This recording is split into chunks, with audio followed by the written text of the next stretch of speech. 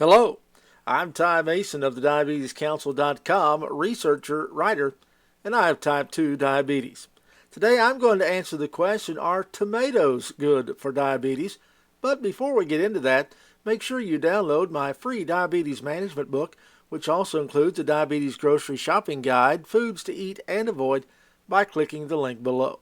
Once again, I find myself with an enormous task. You say tomato, I say tomato, and we are both thinking the same fruit. Yes, the tomato is a fruit. Actually, it's a berry. But according to the U.S. Department of Agriculture, there are 25,000 types of tomatoes. So instead of this video being part 1 of 25,000, we will just talk about tomatoes in general. Now, Americans consume 3/4 of their tomatoes in processed form. U.S. consumption of processed tomatoes began a steady climb that accelerated in the late 1980s with the rising popularity of pizza and pasta and salsa.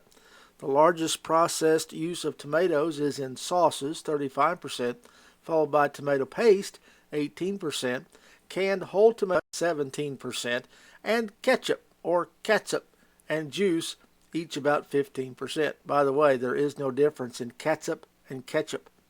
So, 75% of our intake of tomatoes are in a processed form. That leaves only 25% for other uses or fresh form. How do we use them? Well, the main use is in salads and soups by far. Salad, soups, and then sandwiches make up about 92% of how we use fresh tomatoes. Now, we are talking about fresh tomatoes, not tomato sauce or paste or juice or ketchup. An average sized tomato, about the size of a baseball or slightly larger, has 28 calories, no fat, no cholesterol, only 6 carbs, and 4 grams of sugar. Tomatoes are very low in sodium. They're a great source of vitamin E and thiamine, niacin, vitamin B6, folate, magnesium, phosphorus, and copper. Tomatoes are an excellent source of dietary fiber, vitamin A, vitamin C, vitamin K, potassium, and manganese. Tomatoes have a very low GI of 15, and their GL, well, it's 0. So are tomatoes good for diabetes? Without question, they are.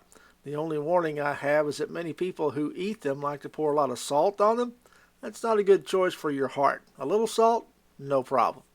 But do avoid many of the processed tomato products because of the additives that can really raise the GI and the GL. Most have sugar in them, so just watch those labels. I hope this answered your question, are tomatoes good or bad for diabetes? Don't forget to get your diabetes management book by clicking the link in the description box below. And as always, let me know if you have any other diabetes-related questions. Thank you so much for watching. I'm Ty Mason.